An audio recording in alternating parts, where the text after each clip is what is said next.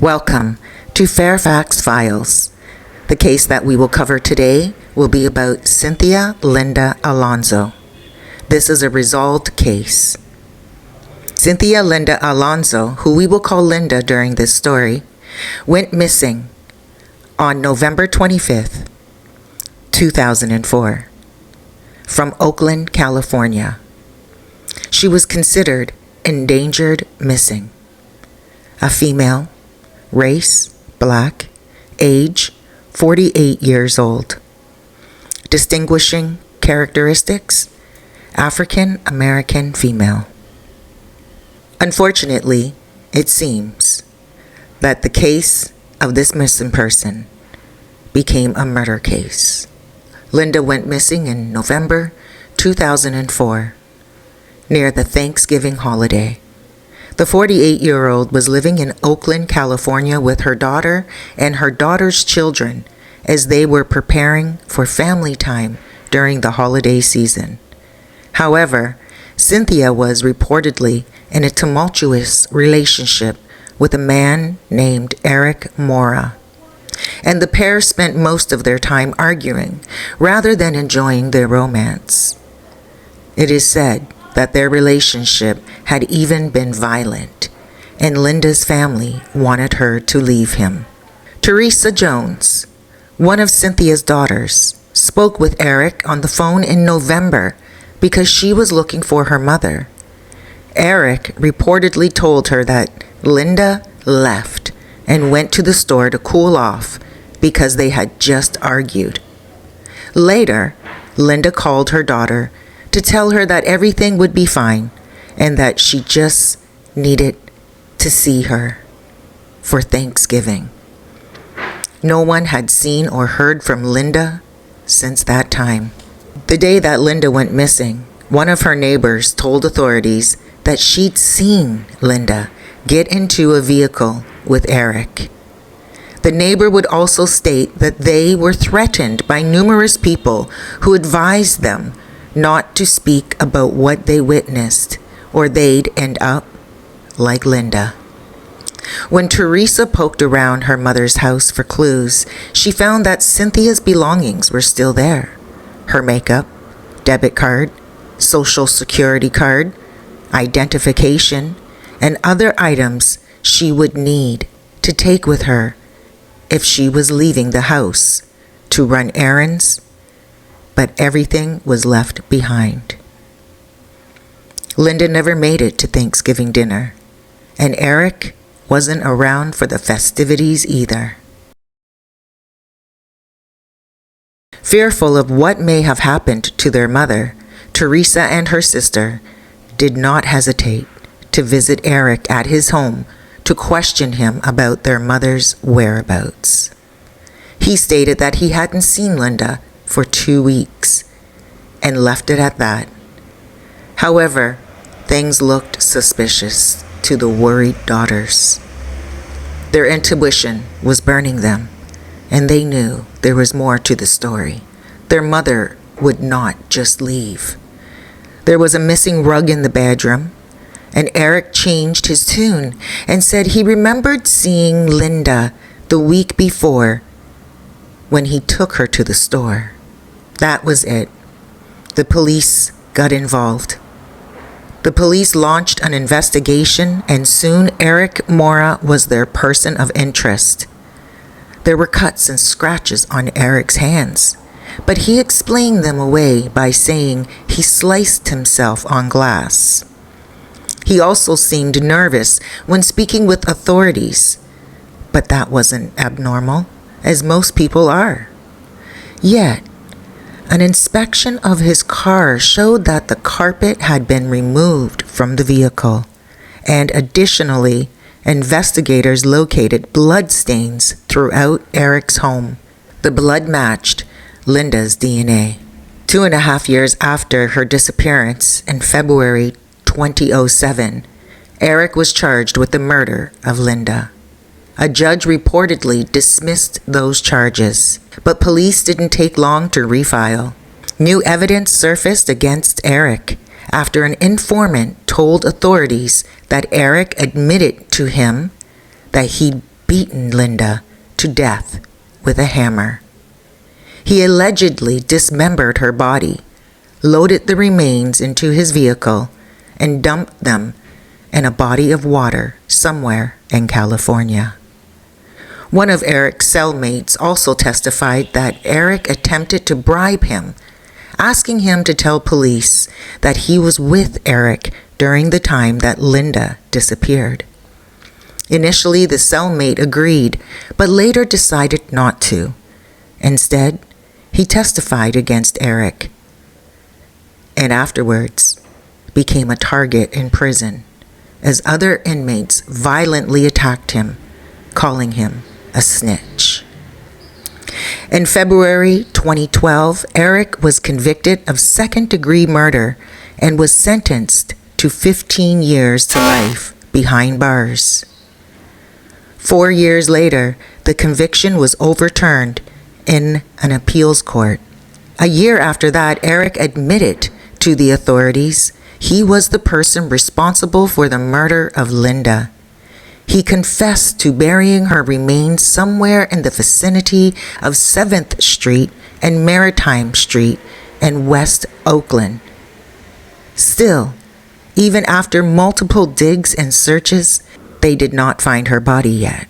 There were claims suggesting that Linda may have struggled with drug addiction and engaged in prostitution. Now, the family has admitted that this was something that was in her past. But Eric, specifically her boyfriend, alleged that their conflicts often revolved around her past, including a relapse in drug addiction and prostitution.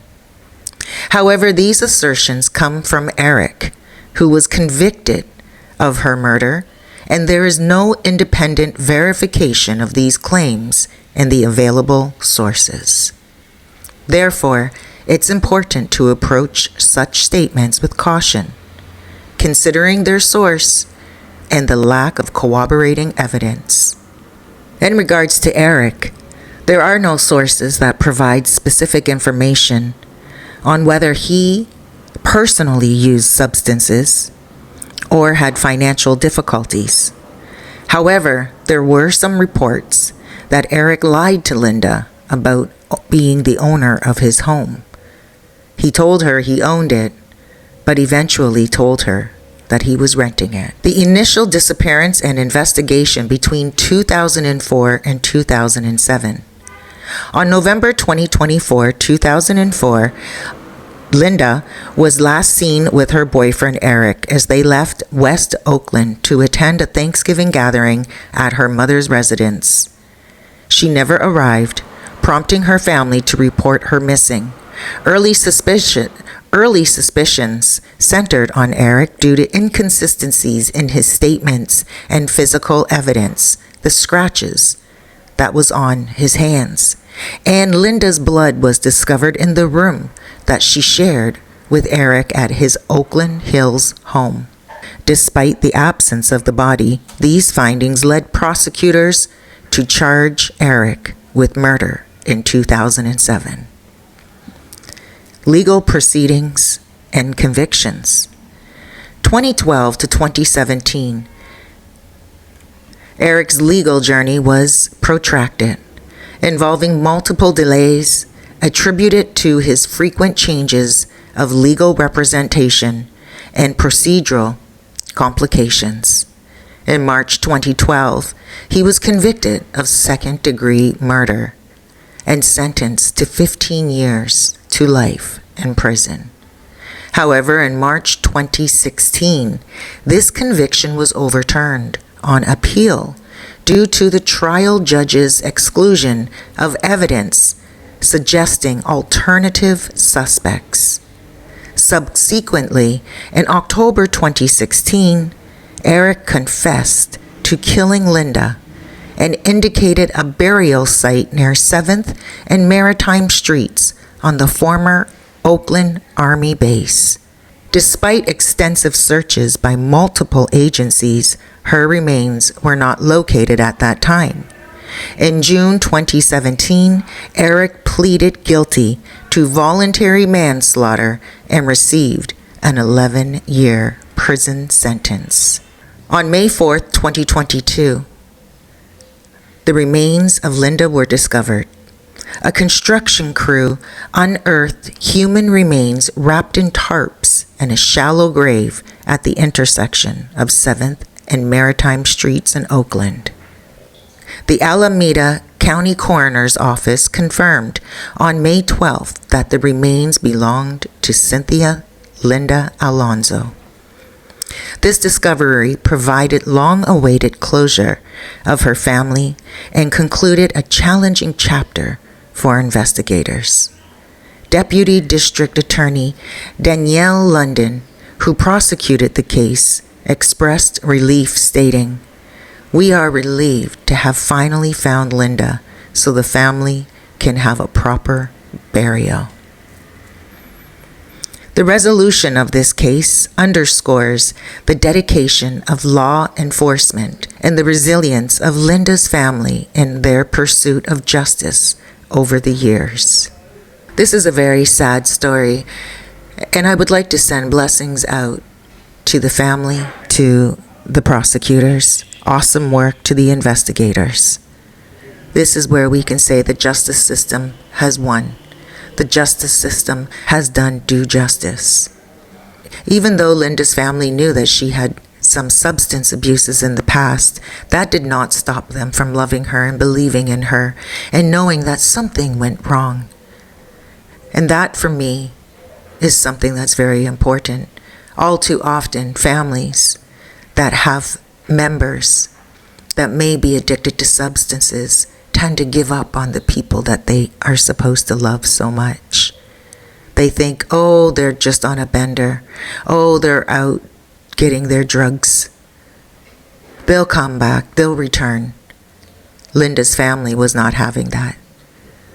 They allowed their intuition to lead them, to guide them, to handle the situation with love and keen sense of knowledge.